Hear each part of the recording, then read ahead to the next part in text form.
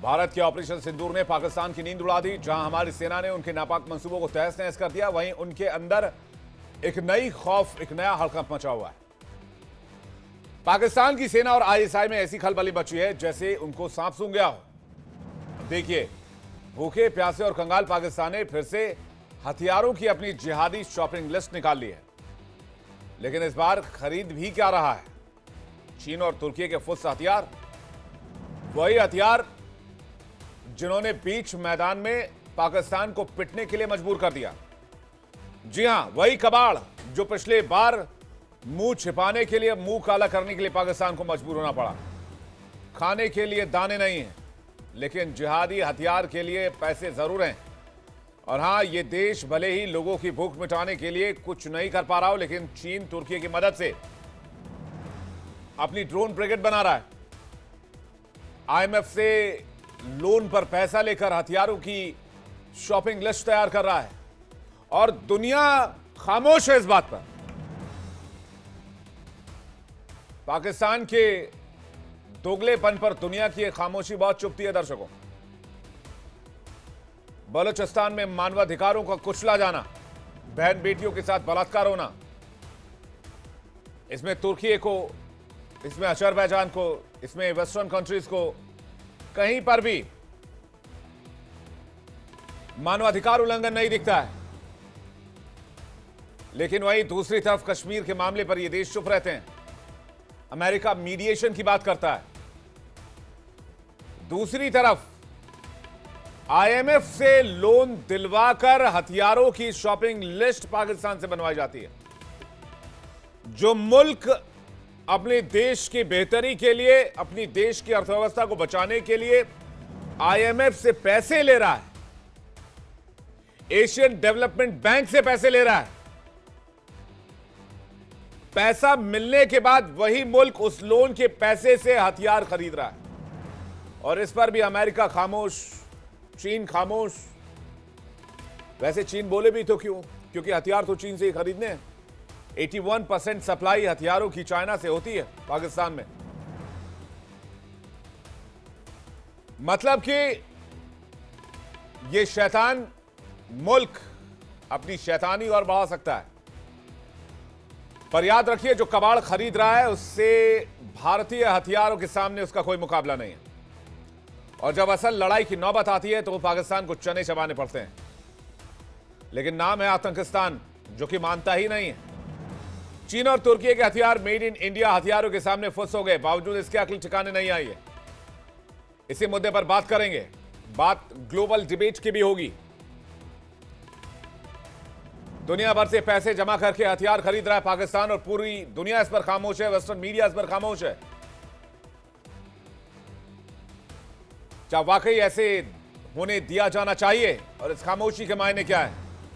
भारत को लेकर दुनिया का डबल स्टैंडर्ड हमें बर्दाश्त नहीं है। एक हिंदुस्तानी के नाते मैं कहना चाहता हूं कि ये ठीक नहीं है। इसके खिलाफ हमें आवाज उठानी होगी, इसके खिलाफ हमें बोलना होगा। पाकिस्तान का आतंकवाद भारत के लिए आतंकवाद है तो वो अमेरिका के लिए भी आतंकवाद है, यूरोपियन कंट्रीज के लिए भी आतंकवाद है। उनके लिए गुड टेररिज्म, बैड टेररिज्म नहीं हो सकता। इस पर भी बातचीत करेंगे और सवाल मेरा यह भी होगा, क्या इस बार भी फुस हथियार खरीद रहा है पाकिस्तान? भारत से मुंह की खाने के बाद एक बार फिर से एस्केलेशन चाहता है क्या पाकिस्तान? लेकिन भारत इस बार और जबरदस्त तैयारी में है। और झूठ का प्रोपेगेंडा कब तक फैलाएगा पाकिस्तान? बातचीत करने के लिए मेहमानों का एक बड़ा पैनल हमारे साथ जुड़ रहा है। लेकिन इससे पहले बता दें, प्रधानमंत्री नरेंद्र मोदी ने आज गुजरात के दौरे पर एक बार फिर से ऑपरेशन सिंदूर की चर्चा की। उन्होंने भारतीय हथियारों का जिक्र किया। और दर्शकों, मेरे साथ तमाम पैनलिस्ट इस वक्त जुड़ गए हैं। Air vice marshal OP Tiwari sir हमारे साथ जुड़ रहे हैं, स्वागत है सर आपका। डिफेंस एक्सपर्ट मेजर जनरल अभय कार्की, रिटायर्ड डिफेंस एक्सपर्ट हमारे साथ जुड़ रहे हैं, स्वागत है सर आपका। मेजर जनरल जेके बंसल हमारे साथ जुड़ रहे हैं, डिफेंस एक्सपर्ट, स्वागत है आपका। कमांडर चक्रपाणी हमारे साथ जुड़ रहे हैं, डिफेंस एक्सपर्ट, आपका भी स्वागत है। और doctor Amjad Ayub Mirza, activist PoJ के हमारे साथ जुड़ रहे हैं, आपका भी बहुत बहुत स्वागत है। एक बहुत बड़ी तस्वीर, एक बहुत बड़ी बात आज मैं आप लोगों के सामने भी रखना चाहता हूं, चूंकि आप लोग इंडियन आर्मी को सर्व कर चुके हैं और पाकिस्तान की मिलिट्री पावर को अमजद अयूब मिर्जा बहुत करीब से जानते हैं। भारत के हथियारों की चर्चा पूरी दुनिया में हो रही है। वो सिर्फ इसलिए नहीं हो रही है भारतीय हथियार केपेबल हैं, वो सिर्फ इसलिए भी हो रही है कि भारतीय हथियार, भारतीय टेक्नोलॉजी, भारतीय डिफेंस सिस्टम दुनिया के मुकाबले बहुत सस्ते हैं। अमेरिका के मुकाबले 1/10 प्राइस पे हैं। अगर अमेरिका कोई हथियार सपोज दैट $100 में बेच रहा है, तो भारत वही तकनीक और उसी लेवल के हथियार या उससे ज्यादा शक्तिशाली हथियार $10 में भी बना सकता है। और इसके लिए कहीं आपको कोई सबूत की आवश्यकता नहीं पड़ेगी दर्शकों। इसके लिए आप हमारा मून मिशन देख सकते हैं, इसके लिए आप हमारा मार्स मिशन देख सकते हैं। जितने में हॉलीवुड में एक पिक्चर बनती हो, उतने में हमने मून मिशन को कंप्लीट किया, मार्स मिशन को कंप्लीट किया। यह हमारी कैपेबिलिटी है और शायद इसलिए अमेरिका ने दांतों तले उंगली दबा ली है। इसलिए पाकिस्तान जो है वो बहुत बड़ी तैयारी में लगा है, लोन के पैसे से हथियार खरीद रहा है। मैं शुरुआत करूंगा मेजर जनरल अभय कार्की सर आपसे। पहला सवाल, पाकिस्तान ने एक बार फिर से हथियारों की शॉपिंग शुरू कर दी है। मैं दूसरे पहलुओं पर बात करूं, लेकिन सबसे बड़ी विडंबना सर हम हिंदुस्तानियों के लिए यह है, हम इंडियंस के लिए यह है कि पाकिस्तान को लोन पर जो पैसे IMF मुहैया करा रहा है, एशियन डेवलपमेंट बैंक मुहैया कराने जा रहा है, उन पैसों से एक बार फिर से पाकिस्तान हथियार ही खरीदेगा। और उन हथियारों का क्या इस्तेमाल होना है दुनिया भी जानती है और हम भी जानते हैं। कार्की सर। जय हिंद विवेक। जय हिंद सर। ये जो पिछले 2 हफ्ते पहले ऑफ सिंदूर में पाकिस्तान को कल्पना से परे जो उसको शिकस्त मिली है और जो उसके सामने अपने जो उसके वांटेड थे, जिनको बड़ा वो ताकतवर डिफेंस सिस्टम और मिसाइल सिस्टम और वो पाव के एटमी बम जिनकी वो बात करता था, उसकी सारी थ्योरी और उसकी सारी हेकड़ी जब उड़ गई है और अभी जो लेटेस्ट सैटेलाइट फोटोज का दोबारा रिव्यू हो रहा है, चाहे वो नूर खान में हो, चाहे वो भुलारी हो या आज मुरीद का आया था, उनके जो हमने पहले सोचे थे कि नूर खान में सिर्फ 2 कमांड एंड कंट्रोल वाले मोबाइल ट्रक्स डिस्ट्रॉय हुए थे, उनका तो पूरा सेटअप वहां पे डिस्ट्रॉय हो गया है। वैसे C4I मुरीद में और बाकी जगह जो अभी लिस्ट आ रखी है उनके high value high altitude assets, यानी कि 2 अवैक्स गए, इतने F-16 गए। और जिस हिसाब से ये करने के लिए हमने 8 और 9 तारीख को उनकी जो एयर डिफेंस का नेटवर्क था, जिसको एडजस्ट बोलते हैं ADGS, उसकी हमने पूरी तरह से छन्नी कर दिया था और वो रोक नहीं पाए थे। तो जिस बुनियाद पे और जिस प्रेमाइस पे उन्होंने अपनी डिफेंस कैपेबिलिटी और एयरफोर्स की ऑफेंस कैपेबिलिटी और न्यूक्लियर डिलीवरी कैपेबिलिटी बनाई थी और जिसके दम पे वो शरेआम टेररिज्म को बढ़ावा दे रहे थे, बहुत ही आश्वस्त थे वो कि हमें कुछ नहीं होगा। हमारी जो एयरफोर्स है, एयर डिफेंस है, हमारे जो रेडार नेटवर्क है, कमांड कंट्रोल सिस्टम है, ये उन्होंने खुद बोला अपनी ब्रीफिंग में कि दुनिया से सबसे टॉप क्लास सिस्टम। और उसकी जब हिंदुस्तान ने धज्जियां उड़ाई है, उसके बाद उनको एक वेकअप कॉल मिला है, एक वेकअप कॉल मिला है और अब वो जाके उन्होंने जल्दी अपनी कमियों को पूरा कैसे करे इसके लिए एक लिस्ट बनाई है। और क्योंकि वो खुद तो आत्मनिर्भर है नहीं, तो उनको दुनिया के आगे जाके हाथ ही फैलाने पड़ेंगे। सबसे जाके पहले चाइना के पास गए, F-35 मांगा, उनसे अपने न्यूक्लियर एसेट्स, उनका लगता है काफी उनका नुकसान हुआ है कि वो अभी वेपन्स ऑफ मास डिस्ट्रक्शन में भी बात कर रहे हैं कोऑपरेशन की चाइना के साथ। और जो भी उनके ये PL-15 HQ-9 सिस्टम्स जो उनके बेकार साबित हुए थे, उनकी जगह वो खामियाजा पूरा कर रहे हैं। जैसे पिछली बार भी हमने बोला था, सिर्फ $7 बिलियन का उनको मॉनेटरी लॉस कोई लॉस नहीं है।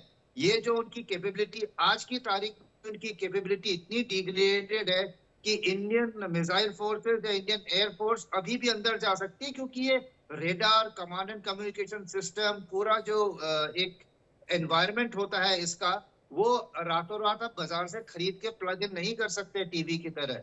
इसको लाने में उनको 1-2 साल लगेंगे, फिर उसको आपको नया प्रोटोकॉल सेटअप करना पड़ेगा, नई जगह लोकेट करना पड़ेगा, लोग भी उसके काफी मारे गए होंगे, उनको ट्रेन करना पड़ेगा। ये बहुत बड़ा धक्का है और उसको छुपाने के लिए जल्दी उन्होंने अपने देश में झूठ फैलाई थी, अपने को फील्ड मार्शल बना दिया। लेकिन सबसे पहले वो गए हैं चाइना, उसके बाद गए हैं तुर्की और अफगानिस्तान भी गए, जो ये भी चाइना के साथ वो सोच रहे हैं कि अफगानिस्तान में भी अपना प्रभाव बढ़ा लेंगे। और भारत की जो अफगानिस्तान में जो अभी एक इमेज है और जो अपना कंट्रोल है हमारा, एक फेवरेबल अफगानिस्तान, उसको भी वो डाउन करना चाहते हैं, क्योंकि उन्होंने रियलाइज किया है इस समय जो 250-300 किलोमीटर की चौड़ाई है पाकिस्तान की ईस्ट टू वेस्ट, वो हमारी S-400 तो आर पार कर देती है। तो उनको चाहिए स्ट्रैटेजिक ड्रिफ्ट, जो उनकी पुरानी थी वो वापस लेनी है उन्होंने। इसलिए उनको अफगानिस्तान की जमीन में, हो सकता है वो सोच रहे हैं मुल्क के भरतपुर वाले कैंप्स को हम अफगानिस्तान में दे दें। याद रहे कि जो हक्कानी नेटवर्क था और काफी कुछ तालिबान के भी पोर्शंस हैं जो कि अभी आउट ऑफ इन्फ्लुएंस है, लेकिन वो प्रो पाकिस्तानी है। अगर चाइना अपने पैसे फेंकता है, चाल खेलता है, हो सकता है कि वो जो साउथ में जो तालिबान की जो पार्टीज हैं, जो उनके प्रो पाकिस्तान एलिमेंट्स हैं, उनको प्राइमेसी मिल जाए, और इसके लिए वो अफगानिस्तान में कराए। लेकिन जो पश्तून प्रॉब्लम है और जो अफगान तालिबान है इंटरनल और प्रॉब्लम्स तो हैं, लेकिन सवाल ये है कि जो डैमेज हुआ है, इंटरनल रिपोर्ट्स ये भी बता रही हैं कि पाकिस्तान का एयर डिफेंस और पूरा जो वॉर मैकेनिज्म है वो 5 साल पीछे चला गया है। बंसल सर, पाकिस्तान अपने वॉर मैकेनिज्म को, एयर डिफेंस को मजबूत करने की, आधुनिक करने की बात कर रहा है, लेकिन क्या ये कवायद उस डैमेज कंट्रोल की है जो भारतीय सेना ने ठोक ठोक कर उनकी बजाई है? देखिए, अभी जो है ये HQ9 या HQ 16 है, वो एयर डिफेंस सिस्टम काम नहीं करे उनके, और जो PL-15 मिसाइल थी उसने भी काम नहीं किया। लेकिन चाइना फिर भी इनसे नाराज है, उनको मार पड़ी, फिर भी चाइना उसके ऊपर ये कह रहा है कि तुमने ठीक से ऑपरेट नहीं किया उसको। तो अब जो है पाकिस्तान गया है तुर्की के पास, और उनसे कह रहा है कि सुपर, उनका जो एक है सिपर ब्लॉक 1 और ब्लॉक 2, ये एयर डिफेंस सिस्टम है, उसकी डिमांड करने के लिए। लेकिन वो मिलेगा नहीं आसानी से, फिर पैसा भी नहीं है पाकिस्तान के पास में। और जैसा आपने बिल्कुल सही कहा कि जो IMF से लोन लिया है, ये IMF जो हमने इसका विरोध किया था उसी समय, और ये कहा था कि ये जो लोन ले रहा है पाकिस्तान, ये भारत के अगेंस्ट में वॉर वेज करने के लिए ले रहा है। लेकिन इस पर किसी ने ध्यान नहीं दिया। जैसा आपने ठीक कहा, बिल्कुल गुड टेररिज्म बैड टेररिज्म करने के बाद में जो इंटरनेशनल कम्युनिटी है उस चीज को बिल्कुल नहीं सोच रही। और जो उन्होंने जो 16 या 11 कंडीशन रखी थी, कहीं भी उस कंडीशन में ये नहीं दिया कि जो है ये पैसा जो वो टेररिस्ट टेररिस्ट को प्रमोट करने के लिए नहीं होगा। हालांकि उन्होंने कहा किसानों पे कर लगा दो, ये कर दो, वो कर दो, जो बिना मतलब की बातें हैं, उनकी जनता को मारने के लिए तो बात कर दी। लेकिन ये कहीं नहीं कहा पाकिस्तान ने पहले अपना 12% डिफेंस बजट बढ़ाया था, अभी 18% बढ़ा दिया है। और हर युद्ध के बाद में वो डिफेंस बजट बढ़ा देता है, वो जितना पैसा बाहर से आता है उसको जो सारी फौज ले लेती है, फौज लेने के बाद में ये टेररिस्ट को जो प्रमोट करती है, टेररिज्म चला रही है, तो उसके लिए ही काम किया जा रहा है, और कोई भी बात नहीं है। और जहां तक इसका सवाल है, अभी जो हमारा जो मार्केट बढ़ गया है इसका डिफेंस सेक्टर का, और जो ब्रह्मोस की डिमांड है, वो पहले फिलीपींस ने ऑर्डर दिए थे, उसके बाद Thailand, Singapore, Vietnam, Malaysia, Indonesia, सब ने इन्होंने डिमांड किया। UAE, कतर, सऊदी अरेबिया, उसके अलावा चिली, अर्जेंटीना, और वहाँ पे जो ब्राजील और साउथ अफ्रीका, वहां पर भी डिमांड बढ़ गई है, क्योंकि दिखा दिया कि ब्रह्मोस मिसाइल की क्या ताकत है। उससे जो अभी शेयर भी बढ़ गया और उसकी डिमांड भी बढ़ गई। तो इस युद्ध में पूरा चीन भी और पाकिस्तान भी एक्सपोज हो गया अच्छे से। इस जो हमने ऑपरेशन सिंदूर किया है कि इनके पास ना तो कोई ऑफेंसिव कैपेबिलिटी है, ना कोई डिफेंसिव, इनके पास एयर डिफेंस सिस्टम है। तो पाकिस्तान बिल्कुल इस समय नहीं, लेकिन मैं ये नहीं समझ पा रहा हूं कि दुनिया को जब ये बात पता है कि इन पैसों से हथियार ही खरीदेगा, इन पैसों को मसूद अजहर के पास भेजेगा, वहां पर मुजाहिद बनाए जाएंगे, वहां पर टेररिस्ट बनाए जाएंगे, मुजाहिद, जिनको ये सो कॉल्ड मुजाहिद बोलना चाहूंगा, मुजाहिद का मतलब कुछ अच्छा ही होता होगा, लेकिन यहाँ पर ये सो कॉल्ड मुजाहिद बनाते हैं। लड़ो, जंग लड़ो, इस्लाम को मारा जा रहा है, इस्लाम को भारत में कुचला जा रहा है, उल्टी सीधी बातें पढ़वाते हैं। तो ये पूरा पैसे का जो फंड है वो इस तरफ फ्लो हो जाता है, चाहे वो IMF से 25 बार लोन लिया गया पैसा हो। इनसे कोई हिसाब क्यों नहीं मांगता कि तुमने जो पैसे लिए अभी तक उसका तो बताओ, किया क्या तुमने, कितना टेररिस्टों को दिया, कितने पैसे से हथियार खरीदे, और हथियारों का क्या हुआ, वो हथियार कहां गए, किसके सीने पर चले, कितने भारतीयों का खून बहाया। ये पूरी दुनिया पूछती क्यों नहीं है इस सवाल को पाकिस्तान से? कोई तो एक ऐसा मुल्क होगा जो पाकिस्तान से सवाल पूछेगा। कोई भी कंट्री जो है अपने अपने हिसाब से अपने इंटरेस्ट देखता है, ना उसे टेररिज्म की परवाह ना नॉन टेररिज्म की परवाह। यही जो तुर्की है, ये जो कुर्दिश हैं उनको टेररिस्ट बताता है, और जो भारत पे आक्रमण कर रहे हैं उनको टेररिस्ट नहीं बताता। अभी जो आपने ये सवाल किया बिल्कुल अच्छा किया, जो आईएमएफ से लोन क्यों मिला, वो इसलिए मिला कि अगर पाकिस्तान को अमेरिका भी अपने पाले में करना चाहता है, और जो अगर उसको करने के लिए उन्होंने उनको लोन दे दिया, चाइना भी अपने पाले में करना चाहता है, तो सब अपने अपने इंटरेस्ट में है। ये कोई नहीं देख रहा कि भाई, ना कोई नहीं देख रहा कि टेररिज्म है या नहीं है। जब उनके ऊपर पड़ता है उस कंट्री के ऊपर, तभी उनको याद आती है, तभी पता चलता है कि टेररिज्म है क्या। अदरवाइज दूसरों के ऊपर होता रहता तो किसी को कोई फर्क नहीं, कोई परवाह नहीं। दिन वर्ल्ड के अंदर में कोई ऐसा कंट्री नहीं है कोई जो जो कोई एक कायदे की बात या जो एक रूल बेस्ड बात कहे, या कोई एक जो जस्ट बात कहे या जस्टिस की बात कहे, ऐसा कहीं भी नहीं है। चाहे यूएन को ले लीजिए या किसी भी कंट्री को ले लीजिए, सब अपने अपने सेल्फिश इंटरेस्ट को साध रहे हैं। और यही कारण है कि टेररिज्म बढ़ता जा रहा है। जब जिसके ऊपर अटैक होता है तब उनको पता चलता है। जी, मैं सीधा जा रहा हूँ एवा मार्शल ओपी तिवारी सर के पास। ओपी तिवारी सर, एक और खबर ये आ रही है कि वर्ल्ड बैंक भी 20 अरब डॉलर का कर्ज देने की तैयारी कर रहा है, और उन पैसों से भी पाकिस्तान, चीन और तुर्की से हथियार खरीदेगा, इंक्लूडिंग अमेरिका से भी हथियार खरीदेगा। मतलब इनका खेल देख लीजिए सर। अमेरिका पहले इन चीज़ों में संलिप्त होकर पहले पाकिस्तान को पैसे दिलवाता है, फिर उन पैसों से अपने ही यहाँ हथियार के लिए लॉबी करवाता है, और बाकी कंट्रीज के लिए जो हथियार के लिए पैसे जाते हैं। ये कमाल का खेल चल रहा है, इसमें कोई कुछ बोलने के लिए तैयार नहीं है। भारत ने अपनी चिंताएं जाहिर की है। 20 अरब डॉलर का कर्ज अगले 10 साल में पाकिस्तान को मिलेगा। कैसे रीपे होगा, क्या रीपे होगा, कोई जानकारी नहीं है। वहां टेररिज्म की फैक्ट्री चलती है, पूरी दुनिया जानती है। ओसामा बिन लादेन वहां मारा गया, पूरी दुनिया जानती है। फिर भी अमेरिका की ये चालबाजी, ये साजिश खत्म ही नहीं हो रही सर। ठीक है, okay Vivek, can answer now? Yes sir. Okay, देखिए आईएमएफ ने 2.7 बिलियन का लोन दिया है। अब कंडीशंस कुछ पहले वाली थी, और नई कंडीशंस क्या लगाई इन्होंने कि भाई इनका डिफेंस बजट पास होना चाहिए। और जो रेस्ट्रिक्शन लगाए हैं ओल्ड व्हीकल्स खरीदने के लिए 3 years old, that should be removed. और एक कोई और स्टूपिडिटी थी। अभी जो आईएमएफ का लोन था इंडिया ने एक्सटेंड किया, it means there were no discussion, they were just given, granted. Now we are saying that World Bank ने भी दे दिया। ये तो बहुत बड़ा क्वेश्चन मार्क है कि अगर अमेरिका इंटरेस्टेड है कि नहीं टेररिज्म के अगेंस्ट, जबकि अमेरिका खुद सफर कर चुका है, उसका जो मेन लिस्ट वहीं पकड़ा गया। लेकिन फिर भी समझ में नहीं आता क्या है। सर अभी 2 दिन पहले इजरायली दूतावास में घुसकर 2 इजरायलियों को मार दिया टेररिस्टों ने। हाँ, देखिए नाउ मैं अमेरिका और चीन की बात आ रहा है। अब ट्रंप जिस तरीके से बिहेव कर रहे हैं, जो कंडक्ट कर रहे हैं, खाली इनको बेचना है, अपने इक्विपमेंट्स बेचने की कोशिश करेंगे। हो सकता है जो जहाज की बात हो रही है F-35 एयरक्राफ्ट से 5th जनरेशन एयरक्राफ्ट है, इंडिया को दिया था, लेकिन इंडिया ने नहीं ऑफर लिया, एक्सेप्ट नहीं किया, बिकॉज उस एयरक्राफ्ट के इतने एक्सीडेंट्स हुए हैं पिछले 1 साल में कि जहाज किसी काम की रिलायबिलिटी ऑन दैट एयरक्राफ्ट बहुत ही कम है। तो हो सकता है कि बॉम्ब दिया है तो कुछ पैसे जो 1.7 बिलियन, जो 2.7 बिलियन जो सैंक्शन हुआ है, उसमें कुछ अमेरिका ले लेगा और कुछ चीन ले लेगा, और बाकी जो देश इन्वॉल्व रह गए हैं आईएमएफ लोन में, उनको कुछ दबा के किया जाएगा। इनको भली बात पता है, सही पता है कि आवाम के लिए कुछ नहीं पैसा खर्च होने वाला है।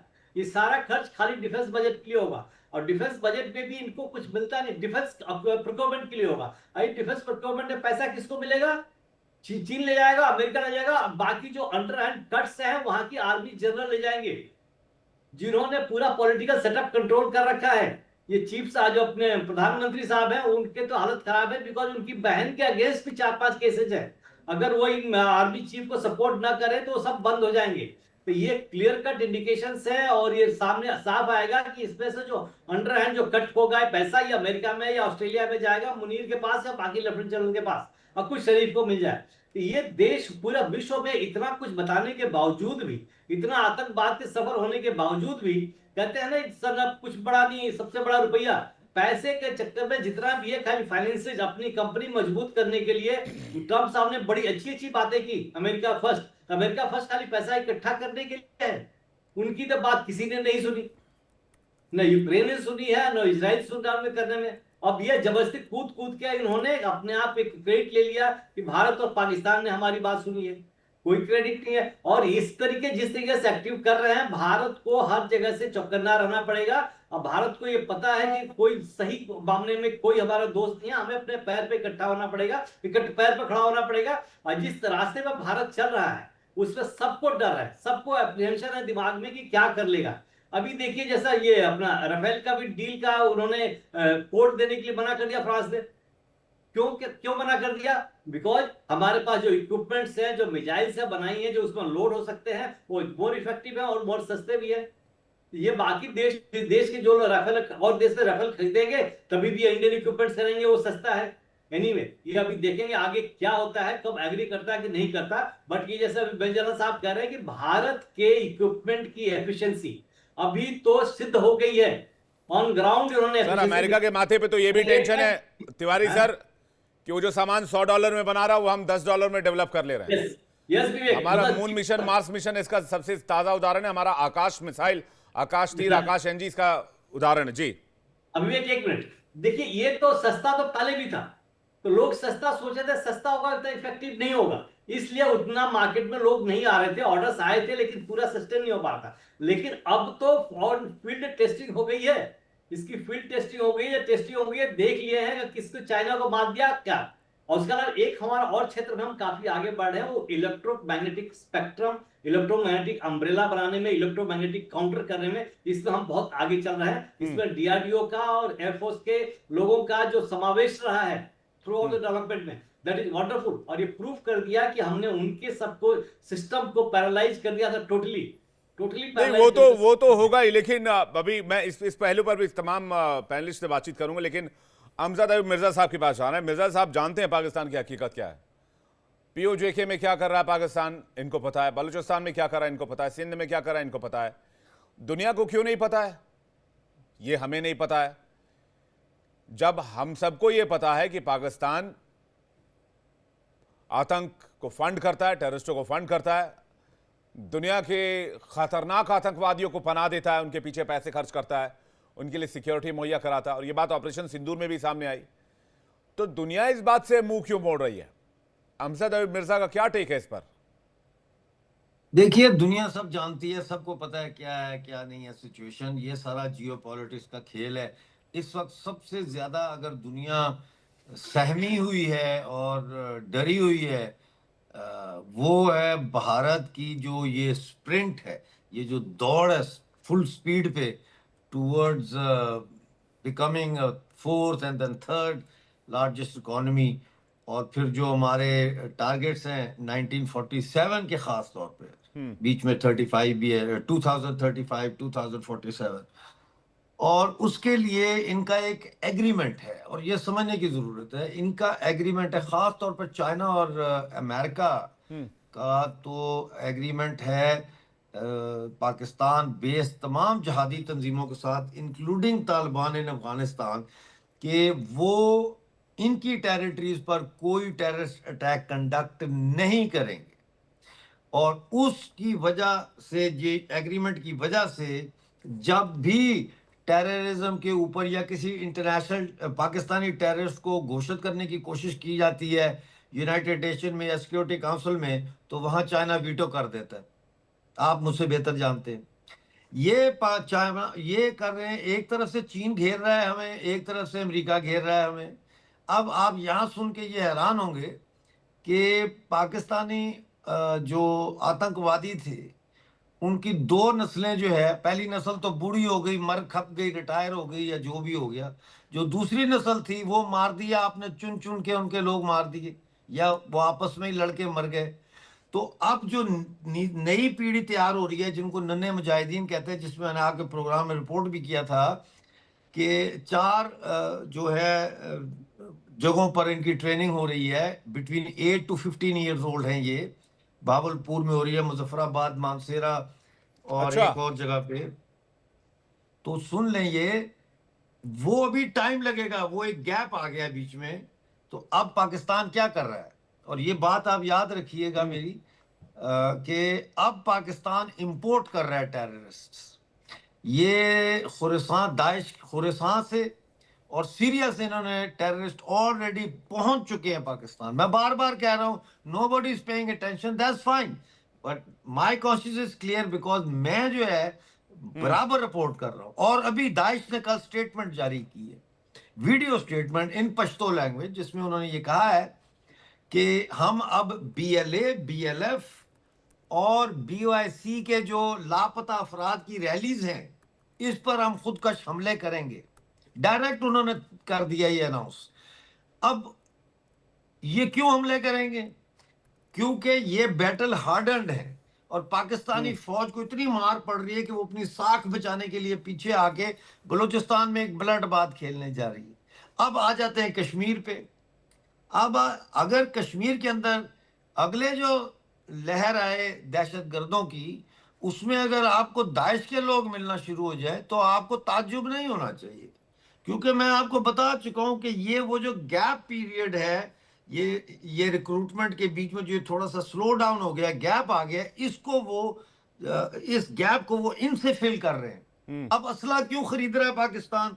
ये तो कोई समझने वाली मुश्किल बात ही नहीं है। असला खरीद रहा है क्योंकि उसने ये जो पालतू कुत्ते हैं इसके, इनको असला भी देना है। और फिर उसने जो है वो अपना जहाद इन कश्मीर तो उसने नहीं किया पोस्टपोन। कल आईएसपीआर का डीजी वो तकरीर करता है और कहता है कि कुफर, यानी कि मैं और आप, हम काफर है ना इनकी नजर में, तो कुफर और हक यानी ये है मुसलमान हक, कुफर और हक साथ नहीं चल सकता और कश्मीर बनेगा पाकिस्तान। ये सुर्खियां छपी हुई हैं आज पाकिस्तान और पीओजे की और गिलगित बल्तिस्तान के अखबारों में, हेडलाइन छपी हुई है, कश्मीर बनेगा पाकिस्तान, कुफर और हक एक साथ नहीं, ये पाकिस्तान नहीं कौन सी मजबूरी का नाम है? ये तो बहुत बड़ी खबर दे रहे हैं। मैं इस पर डिबेट भी करूंगा कि भाई आईएसआईएस ने एक तरह से अपने ऑपरेटिव्स जो हैं वो पाकिस्तान में उतार दिए। अच्छा, पाकिस्तान कहता है कि हम आतंकवाद से पीड़ित हैं, हम आतंकवाद के खिलाफ लड़ाई लड़ रहे हैं, और दाइश यानी कि आईएसआईएस के टेररिस्टों को लेकर आया है पाकिस्तान में बीएलए और बीएलएफ से मुकाबला करवाने के लिए। तो ये तो पाकिस्तान, सर ये पाकिस्तान जो है वो एक्सपोज होता रहता है। मैं इस पर इंटरनेशनल कम्युनिटी की खामोशी पर बहुत आश्चर्यचकित हूं। ये जियोपॉलिटिकल हो सकता है, लेकिन टेररिज्म में किस तरह का ये जियोपॉलिटिक्स है? जिस आईएसआईएस के खिलाफ अमेरिका ने इतनी लंबी जंग लड़ी, जिस आईएसआईएस ने कई मासूमों को गला रेत के मौत के घाट उतार दिया, उसी आईएसआईएस के लोगों को पाकिस्तान ने बुलाया और उसके बाद इंटरनेशनल कम्युनिटी से पैसा लेता है और कहता है कि हमारी इकोनॉमी ठीक हो रही है। और देखिए इंटरनेशनल कम्युनिटी को, आईएमएफ को देखिए, वर्ल्ड बैंक को देखिए, ये लोन इसलिए देते हैं ताकि वो अर्थव्यवस्था ठीक करवा सके। चक्रपाणी जी अगर हमारे साथ बने हुए तो मैं उनका जवाब चाहूंगा। ये पूरा गेम जो है वो एक सीधी सी बात समझ में आ रही है कि पाकिस्तान को कोई कुछ कहने वाला नहीं है। चक्रपाणी जी, पाकिस्तान का इस्तेमाल अमेरिका अपने तरीके से, चाइना अपने तरीके से एक टूल बनाकर कर रहा है और एक पागल कुत्ते की तरह इसे छोड़ा हुआ है। विवेक जी, सबसे पहले जय हिंद, जय हिंद भारत, नमस्कार। देखिए, जियो पॉलिटिक्स में या पॉलिटिक्स में कोई परमानेंट दोस्त नहीं है, कोई परमानेंट एनिमी नहीं है, पहली बात। दूसरी बात, पाकिस्तान जो है वो हीरा मंडी है, जो उसे पैसे देगा वो उसके साथ काम करेगा और एक साथ वो दो दो तीन तीन लोगों के साथ भी काम करने को तैयार हो जाता है। अमेरिका को रिक्वायरमेंट क्या है? अमेरिका की रिक्वायरमेंट है कि चाइना के ऊपर मैं ज्यादा शिकंजा कसूं, क्योंकि चाइना को वो इमीडिएट थ्रेट कहता है। इंडिया डिस्टेंट थ्रेट है, लेकिन चाइना इमीडिएट थ्रेट है, तो इमीडिएट थ्रेट को वो हैंडल करना चाहता है। इमीडिएट थ्रेट अमेरिका के लिए है ईरान और इमीडिएट थ्रेट है रशिया। इन तीनों के लिए अगर आपने कोई जगह चाहिए है जहां से वो उनके ऊपर निगाह रख सकता है और हस्तक्षेप कर सकता है, वो है पाकिस्तान। ज्योग्राफिकली वो पाकिस्तान है, इसलिए पाकिस्तान का महत्व है। इसीलिए अमेरिका जो है वो पाकिस्तान को मरने नहीं देगा। आपको पुरानी कोई डायलॉग ये होता था अजीत का, मैं तुम्हें लिक्विड ऑक्सीजन में मारूंगा, लिक्विड जीने नहीं देगा, ऑक्सीजन मरने नहीं देगा। ये चाइना और यूएस का है। चीन की क्या रिक्वायरमेंट है? चीन को चाहिए है कि वो अपना सुपर पावर स्टेटस बनाए। सुपर पावर स्टेटस के लिए उसको दो ओशंस के लिए एक्सेस चाहिए। पैसिफिक ओशन है, इंडियन ओशन के लिए ग्वादर की जरूरत है या चाइना या पाकिस्तान की जरूरत है। इसीलिए $65 बिलियन उसने खर्चे हैं। ये उसको लग रहा है कि खटाई में जा रहे हैं क्योंकि सीपीईसी आगे बढ़ नहीं रहा है। ग्वादर में जो हक दो तहरीक है उसने ग्वादर को बंद कर रखा है। बलूचिस्तान में समस्याएं चली रही हैं और चीन को यह सबसे बड़ी समस्या है। और दूसरी बड़ी समस्या है कि वहां पे अनएम्प्लॉयमेंट जो है वो 40% प्लस है। स्टूडेंट अनएम्प्लॉयमेंट 25% से ज्यादा है। जो वहां के जो लोग हैं वो अब खुश नहीं है, इकोनॉमी गिर रही है, उसके ऊपर ट्रंप का हथौड़ा, टैरिफ वॉर। गलवान के बाद नाक रगड़ते हुए अगर चीन आया है हमारे पास तो सिर्फ एक यही वजह है कि उसको इकोनॉमी अपनी सुधारनी है। आपने वहां पे भी चीन को कोई खास घास नहीं डाली है और चीन को चाहिए कि वो हिंदुस्तान को जरा सा अनस्टेबल रखे।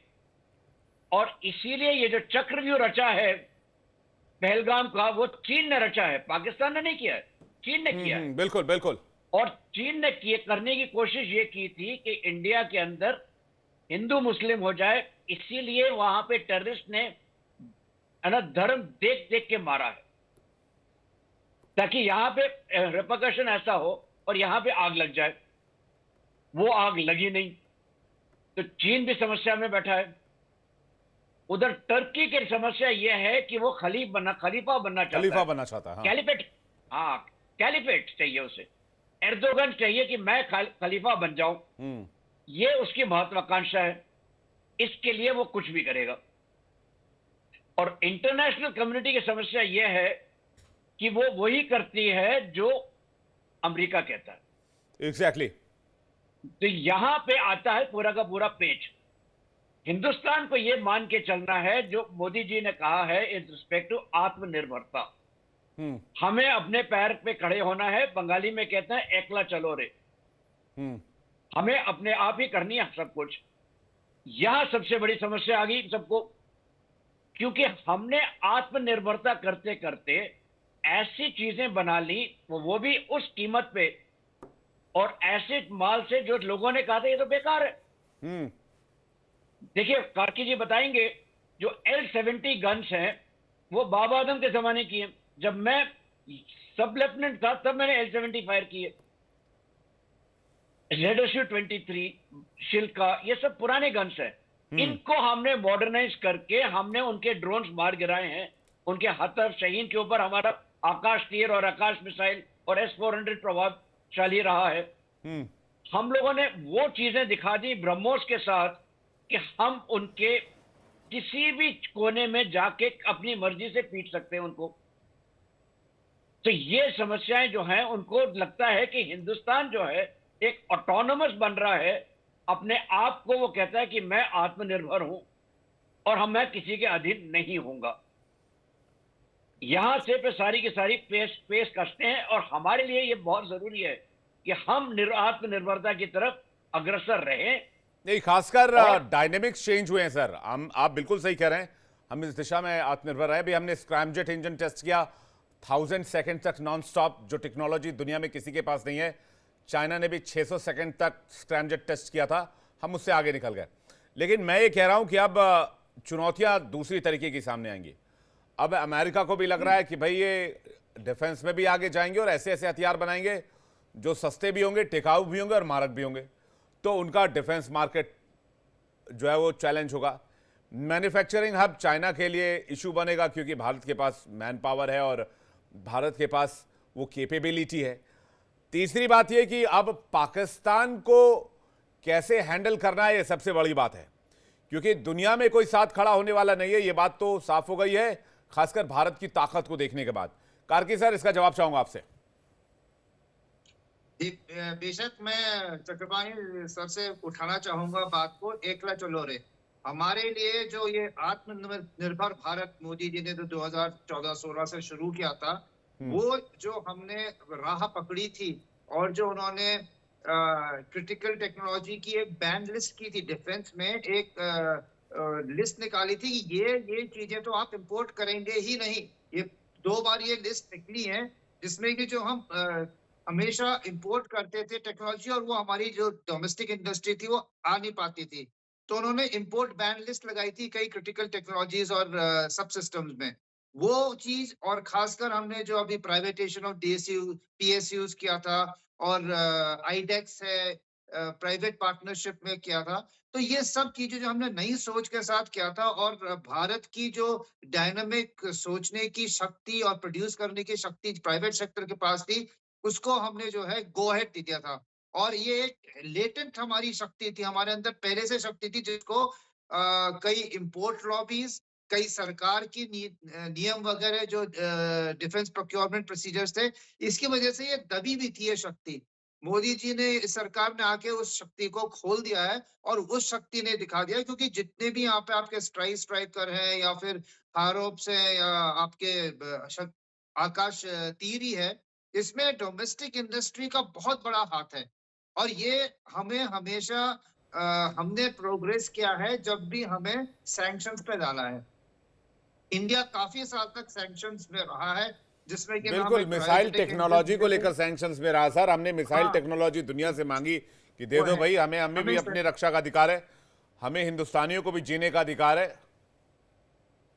तो ये जो हमारे लिए बहुत अच्छा हुआ जो हमें इंटरनेशनल सैंक्शंस में रहना पड़ा, उससे हम अपनी आत्मनिर्भरता पे जो आगे बढ़े। जो जिन देशों पे सैंक्शंस नहीं लगा, मान लीजिए पाकिस्तान है, उनको कोई मतलब ही नहीं था कि उनको कोई इंसेंटिव नहीं था अपनी ओरिजिनल या अपनी डोमेस्टिक कैपेबिलिटी को बढ़ाने के लिए। और हमारा जो ये अनलीश हुआ है पावर और थिंकिंग पावर, इसरो से हमने टेक्नोलॉजी आगे दी, ये सब मेरा मुल्क है आज भारत। नहीं ये तो सर ठीक है, लेकिन एक जवाब मैं इस पर भी चाहूंगा कि जो पाकिस्तान लोन लेकर जो हथियार खरीद रहा है, इस पर ये वर्ल्ड की खामोशी कब तक हम बर्दाश्त करेंगे? ये ऐसा है, भारत को ये खामोशी को अपोज करना पड़ेगा। और अभी हम ये वर्ल्ड बैंक और आईएमएफ दोनों के अगेंस्ट हम जा रहे हैं, लेकिन आप ये ध्यान रखिए कि जो वर्ल्ड ऑर्डर है, जो एग्जिस्टिंग वर्ल्ड ऑर्डर है, ये वेस्ट डोमिनेटेड है। और ये इंस्टीट्यूशन वर्ल्ड बैंक आईएमएफ ये उसी वर्ल्ड ऑर्डर के इंस्टीट्यूशंस हैं। ये एक उनकी प्रभुत्व बनाने के लिए ही है कि उनसे पैसे देंगे और उनको जहां जहां लोग कमजोर हैं उनकी लॉयल्टी को, उन देशों की लॉयल्टी को वो खींचेंगे। इसमें भारत का सैंक्शनिंग में इतना कंट्रोल है नहीं, लेकिन हम उसको अपोज कर सकते हैं। और इसीलिए भारत कह रहा है यूएन के दिन पूरे हो गए हैं, एक हमें नई व्यवस्था चाहिए दुनिया में, और हमारे साथ पूरा ग्लोबल साउथ है और ये बदलाव आएगा। दूसरा, जो वेस्ट है उसको ये डर है कि अभी जो पैसा है, वर्ल्ड की जो प्रोग्रेस हो रही है, इकोनॉमी है, जीडीपी है, वो शिफ्ट कर रही है ईस्ट की तरफ, एशिया में शिफ्ट कर रही है। इंडिया, चाइना, रशिया, चाहे हम अभी लड़ाई में हैं, लेकिन अगर ये तीनों की शक्तियों को देखो, वो वेस्ट को हम आज चैलेंज कर रहे हैं। और एक इंडिया और चाइना की लड़ाई चलती रहे और पाकिस्तान इंडिया को उस लड़ाई में हिस्सा लेके डाउन रखता रहे, इसमें वेस्ट बहुत खुश है। आप ये मत सोचिए क्योंकि वो अभी ट्रंप आ गए, बाइडेन ने, दूसरे कुछ नहीं। लंबी दौड़ में हिंदुस्तान का जो राइज है उसको बड़ा केयरफुली कैलिब्रेट किया जा रहा है कि वो इतना भी ना आ जाए कि ये दूसरा चाइना की तरह हमें ना समझे। और हमारी जो वेस्ट कहता है, जो मेरी आज की ताकत और मेरा जो कंट्रोल एशिया और अफ्रीका और साउथ अमेरिका में है, ये किसी भी हालत में हमारे हाथ से नहीं निकलना चाहिए। और इसके लिए वेस्ट कोई एथिक्स नहीं है। जब भी कोई ने सिर उठाया है, उसको चाहे सेकेंड वर्ल्ड वॉर में जापान था, जिसने भी सर उठाया है और एक लेवल के ऊपर गया है, उसको क्रश करने के लिए ये वेस्टर्न पावर्स बिली नहीं है। और इनकी जो नैतिकता है, ये कोई सिविलाइजेशनल स्टेट्स नहीं है, इनकी जो है हमेशा ट्रांजैक्शनल, कोई मॉरल वैल्यू नहीं सर, कोई मॉरल वैल्यू नहीं है, कोई सिविक वैल्यू नहीं है, इनकी कोई नीति नहीं है, कोई नैतिकता नहीं है। ये बिलो द बेल्ट हिट करने से भी बाज नहीं आएंगे और इन्होंने आज तक किया है। ये तो अच्छा हुआ कि आज की जनरेशन और आने वाली जनरेशन अमेरिका के इस हरकत के बाद, कम से अमेरिका एक्सपोज हो गया ऑपरेशन सिंदूर के बाद। ऑपरेशन सिंदूर ने बहुत, मुझे लगता है कि बहुत मोर्चों पर भारतीयों की आंखें खोली हैं और सही मायने में बताया कि हमारे लिए कौन सगा है, कौन भला है और कौन बुरा है। बंसल सर का एक रिएक्शन चाहूंगा। बंसल सर, पाकिस्तान का क्या इलाज किया जाए, क्योंकि पाकिस्तान को पैसे मिलते रहेंगे, वो हथियार खरीदता रहेगा और उन हथियारों का इस्तेमाल कहाँ नहीं हमें और आपको बेहतर पता है। देखिए, पाकिस्तान का जो इलाज है काफी हद तक अभी हो गया है। जो ऑपरेशन सिंदूर हुआ है, इससे इनको समझ आ गया है कि और जो हमारे प्राइम मिनिस्टर साहब ने बिल्कुल क्लियर कर दिया है कि न्यूक्लियर ब्लैकमेल नहीं चलेगा, और हम आतंकवादी और आतंकवादियों से प्रस्त जो सरकार है उसको दोनों को अलग नहीं समझेंगे, और ये नया नोट है। तो इससे उनको मैसेज पहुंच गया है कि अगर अभी कोई भी ऐसी बात होती है तो उनके जो अभी तक हमने मिलिट्री ठिकानों पे हमने कोई अटैक नहीं किया, वो तो सिर्फ रेस्पॉन्स किया जब उन्होंने हमारे ऊपर जो है अटैक किया, उसको रेस्पॉन्स किया। नहीं तो हम तो पाकिस्तान के जो ठिकाने थे जो आतंकियों को, उनको खत्म कर दिया। बल्कि पाकिस्तान को हमारी मदद करनी चाहिए थी, उसमें उनका भी भला हो रहा था, लेकिन ऐसा नहीं किया। अब रही बात इसकी कि पाकिस्तान तो अब यही नहीं है सिर्फ हमने उनको मिलिट्रीली उन पे मार पड़ी है, अभी ट्रेड के साथ और जो सिंधु नदी का जो ये एग्रीमेंट है खत्म होने से जो वहाँ अब हालात हैं, तो पाकिस्तान रहेगा ही नहीं। वो सिर्फ पंजाब सिंध वो रह जाएगा, बलूचिस्तान बढ़ता जा रहा है, सिंध के साथ में ये पानी का फिर दोबारा गड़बड़ कर रहे हैं। तो जब सिंध में अभी ऑपरेशन वो जो जो विद्रोह हुआ, प्रदर्शन हुए, तो जो उनके मिनिस्टर उनके घर में आग लगा दी, जो बेनजीर भुट्टो की बेटी थी उसका, हालांकि वो जो है एमपी या एमएलए भी है, उसकी गाड़ी के ऊपर अटैक मतलब लोगों ने हमला कर दिया। तो इन बातों को देखते हुए सिंध अलग हो जाएगा, बलूचिस्तान अलग होने की राह पे है ही, पीओके इनके वो हमारा है ही, हम ले ही लेंगे उसको। और जो खैबर पख्तूनवा भी अलग हो रहा है। तो अब पाकिस्तान की जब तक इनकी मिलिट्री है, वो ये मिलिट्री बर्बाद कर रही है। 1965 तक पाकिस्तान का बजट जो जीडीपी था वो भारत से डबल था, लेकिन इनकी पाकिस्तान की जब से फौज आई है वो बर्बाद कर रही है, कोई डेवलपमेंट नहीं हो रहा, इधर उधर से पैसे लेते हैं। ख्वाजा ने ये बोला ही था कि जी हम डर्टी काम करते रहे जो यूएसए के लिए 30-35 साल तक, तो वहां से डॉलर मिलते थे। तो ये तो बस ये है कि डॉलर जो आते हैं वो इनके सेना के हाथ में, और जो इनके ऑफिसर्स हैं, जो जनरल्स हैं, वो ये सब चुरा लेते हैं और भ्रष्टाचारी है, अपना बाहर भेज देते हैं। तो ऐसे में अब बुरे दिन शुरू हो गए हैं। अभी जो है ये पाकिस्तान को अब हालांकि सतर्क रहना है हमको पाकिस्तान से, लेकिन पाकिस्तान को तो अब करारा जवाब मिल गया है, और उनको पता लग गया है कि इनके हिमायत में कुछ भी नहीं है, न चाइना के हथियार काम करे, न तुर्की के काम करे, और इनके अपने तो कुछ है ही नहीं। लेकिन एक खतरा अभी हो रहा है, जैसे कि सिफ्ट की बात हो रही है, आईएसआई की तो बात हुई, जो जो हमास है उनको फरवरी के महीने में पीओके में जो टेररिस्ट ने इनवाइट किया था, जो उसको भी यहाँ पे लाने की कोशिश कर रहे हैं ये, तो वो भी एक थोड़ा टेररिस्ट अटैक की ही बात हो सकती है। अब टेररिस्ट को क्यों करते हैं, ये प्रॉक्सी वार करते हैं। अब जो पाकिस्तान के जो टेररिस्ट हैं वो प्रॉक्सी वार कर रहे हैं, और पाकिस्तान चाइना नहीं, का उसमें भी बड़ी प्रॉक्सी बात है। ये बता रहे हैं अब तो आईएसआईएस के टेररिस्ट आ रहे हैं पाकिस्तान के लड़ने के लिए। इस पर भी पूरी दुनिया में खामोशी है। Pin drop silence, pin drop silence है। लेकिन हमास के जो आए हैं उसमें थोड़ा अलर्ट जो इसराइल में हुआ है इस चीज का, जो है कि भाई सर अगर यहाँ आईएसआईएस के दाइश वाले आतंकी भी आए हैं। हाँ वो भी आए हैं। तो हमास या इनके हाथ में जो इनके न्यूक्लियर ठिकाने वो सेफ तो है नहीं, और उसमें अगर किसी भी आतंकी के हाथ में लग जाते हैं, हमास के हाथ में लग जाते हैं, तो ये तो कहीं पे भी जाके डर्टी बॉम्ब लगा के उसको ब्लास्ट कर देंगे, और कहीं भी जो है रेडिएशन का खतरा हो जाएगा। तो ये अभी पूरा समझना चाहिए, बल्कि डी-न्यूक्लियराइजेशन कर देना चाहिए पाकिस्तान का, उनके हथियारों को इंटरनेशनल यही यही तो अफसोस है सर, यही तो अफसोस है। इतना सब कुछ पता होने के बावजूद वर्ल्ड कम्युनिटी पूरी तरीके से चुप है, खामोश है, और कोई पाकिस्तान के लिए बोलने के लिए तैयार नहीं। ईरान अमेरिका डे वन से चीख चिल्ला रहा है, लेकिन पाकिस्तान का नाम कभी नहीं लेता, जबकि पाकिस्तान में तालिबान के सबसे करीब जो है वो न्यूक्लियर असेट्स हैं पाकिस्तान के। भाई जो पाकिस्तान बीएलएफ से नहीं लड़ पा रही है, तालिबान ने किसी दिन न्यूक्लियर असेट्स पर कब्जा करने के लिए जंग छेड़ दी, फिर क्या करेंगे? नहीं, देखिए इसमें जो कंसर्न जो है इसराइल तो है। इसराइल ने तो 1980 में भी इनके हथियारों को उस समय जो है ब्लास्ट करने की कोशिश करी थी। वो कुछ हमारे जो यहाँ पर परमिशन नहीं मिली थी कि भाई हाँ वो हमारे बेस, तो वो मोरारजी देसाई थे उस समय, उन्होंने उनको परमिशन नहीं दी थी। नहीं तो इसराइल तो पहले भी चाहता था। और ये जो इस्लामिक बॉम्ब का नाम लेकर के चारों तरफ ये इन्होंने खतरा पैदा किया हुआ है, तो इन बातों को देखते हुए अभी हो सकता है कि इंटरनेशनल कम्युनिटी को थोड़ी समझ आ जाए और उनको डिन्यूक्लियराइज कर दिया जाए और उनके हथियार वापस ले लिए जाएं। तो वह ऐसा होने की संभावना अभी है, हो सकता है ये हो जाए। जी मैं इस पर ओपी तिवारी सर का रिएक्शन चाहूंगा। ओपी तिवारी सर, देखिए जहां तक न्यूक्लियर आर्सेनल का सवाल है, मैं थोड़ा जनरल साहब से थोड़ा वेरी करना चाहूंगा। मैं ये न्यूक्लियर जो था, देखिए ईरान कितने साल से लगा हुआ है, एक बार 98 में भारत ने अपना टेस्ट किया और कुछ ही महीनों में पाकिस्तान ने बना लिया। बहाना ये दिया गया कि भाई वो चुरा के डॉक्यूमेंट्स लाए थे, उस बेस पे बना लिया। ये सब बहाना कवर करने का था। ये न्यूक्लियर आर्सेनल पूरा अमेरिका का है, इस पे कोई अधिकार नहीं, पूरा अमेरिका का है, वहां रख दिया। अमेरिका ने अपने न्यूक्लियर आर्सेनल टर्की में और पाकिस्तान में रखे हैं रूस के अगेंस्ट के लिए। तभी अमेरिका इतना घबराया, नहीं तो जस्ट सीज फायर के 6 घंटे पहले तो बोल रहे थे दोनों प्रेसिडेंट वाइस प्रेसिडेंट इनका आपस का मसला है और ये आपस में झेले इंडिया पाकिस्तान। लेकिन ये उनका है और ये अच्छी तरीके से स्ट्राइक हुई है। जो भी है इसका सामने रिपोर्ट बाद में आएगा, इसलिए घबराया गया।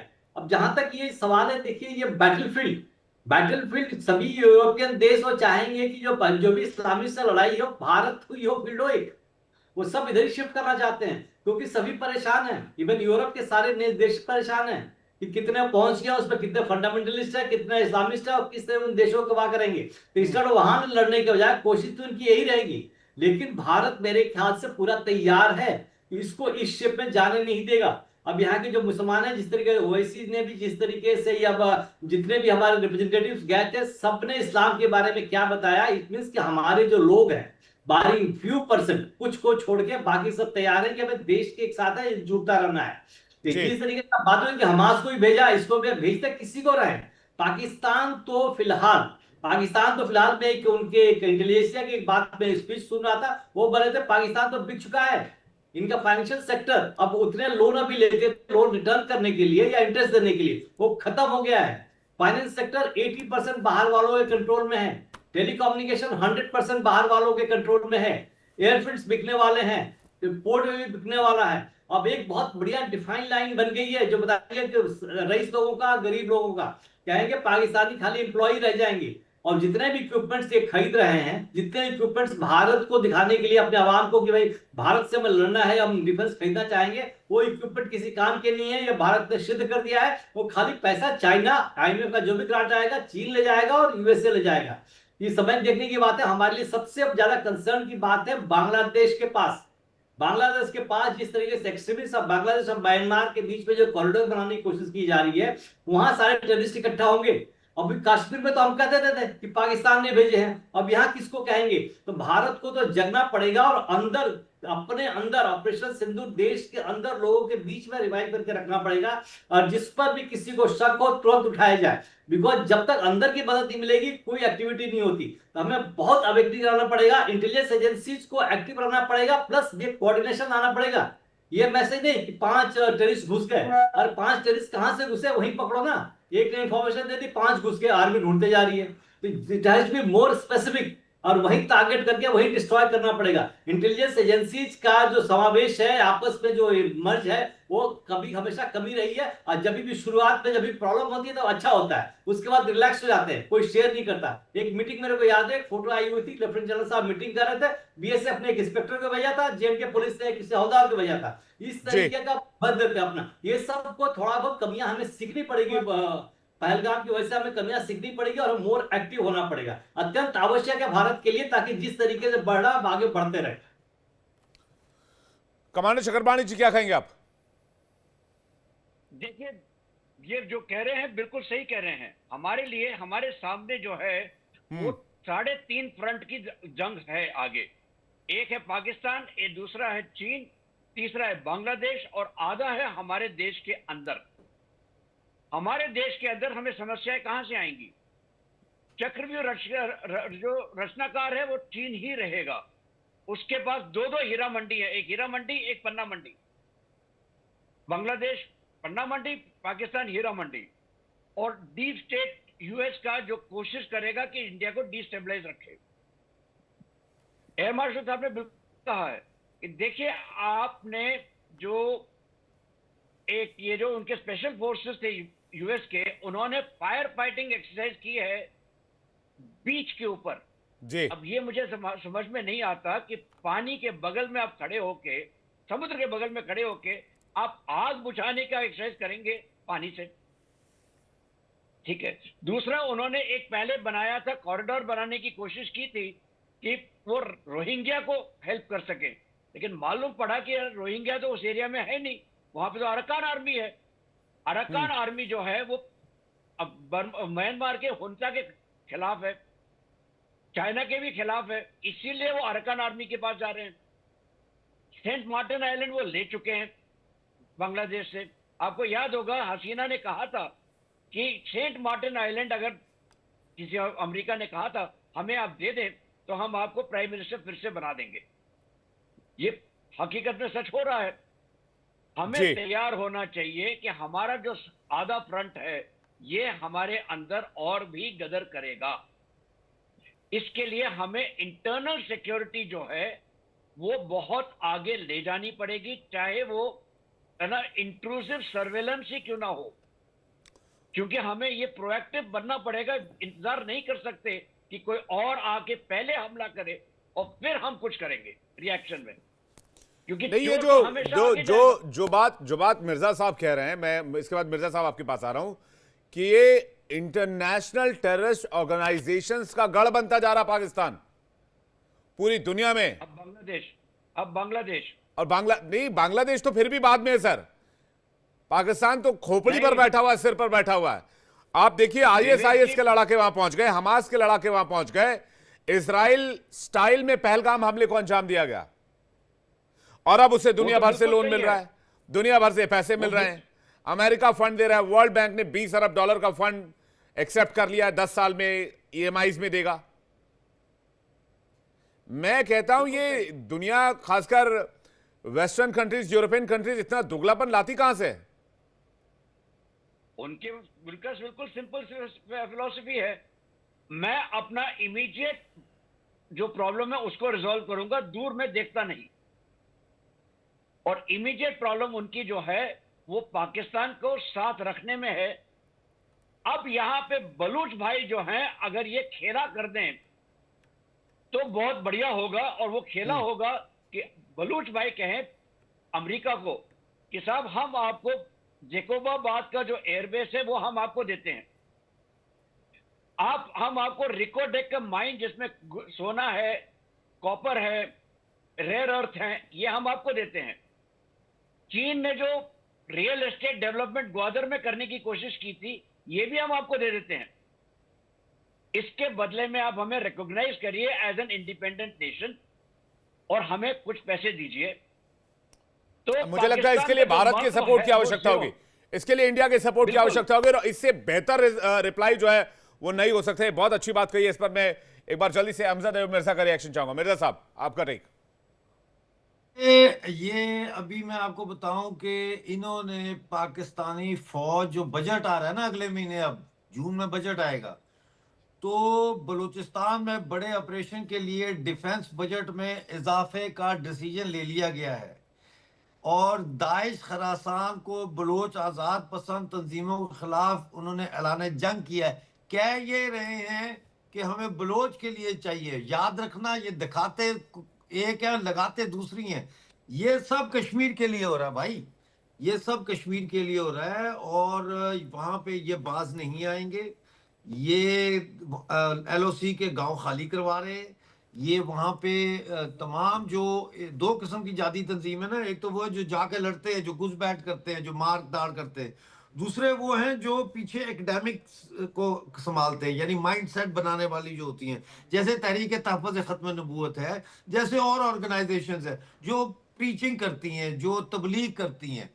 वो घुस गई हैं पीओजेके में भाई, फुल स्ट्रेंथ से घुस गई हैं। ऊपर से जो गवर्नमेंट है पीओजेके की, वो उनको प्रोटेक्ट कर रही है। आपको तो उसको लेके जाना चाहिए यूएन के पास कि भाई ये बंदा प्राइम मिनिस्टर है पीओजेके का, ये तकरीर कर रहा है और उसमें कह रहा है कि हम जहाद को फैसिलिटेट करेंगे, हम कश्मीर आज़ाद कराएंगे। और पाकिस्तान का जो ये आईएसपीआर का जनरल है, लेफ्टिनेंट जनरल अरशद शरीफ, ये कहता है कश्मीर बनेगा पाकिस्तान। तो कश्मीर बनेगा पाकिस्तान तुम कह रहे हो, यूनाइटेड नेशन ने तो तुम्हारे हवाले एडमिनिस्ट्रेशन के लिए दिया था कि लोकल बॉडीज के इलेक्शन करा के उसके जरिए इसको चलाओ, जब तक प्लेबिसाइड नहीं होता या इसका फैसला नहीं होता। तो तुमने तो यूएन के रेजोल्यूशंस की धज्जियां बिखेर दी हैं।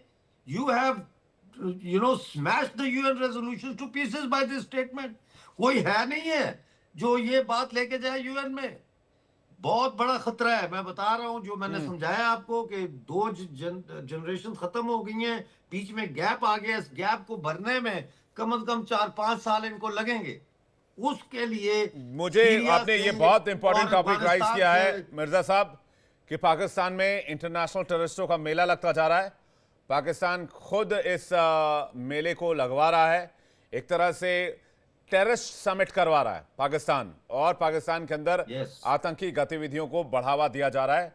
दुनिया Yes. खामोश है, सब लोग चुप हैं, पाकिस्तान को और पैसा दिया जा रहा है, पाकिस्तान और हथियार खरीद रहा है। बिल्कुल, इससे बिल्कुल। खतरनाक मुल्क और कोई नहीं हो सकता, और इस पर दुनिया की खामोशी चुभने वाली है। उसका खामियाजा भी दुनिया को ही भुगतना पड़ेगा, क्योंकि भारत अपनी सुरक्षा करना जानता है और हम तेजी से आत्मनिर्भर भी हो रहे हैं। आप सभी मेहमानों को शुक्रिया हमारे साथ जुड़ने के लिए।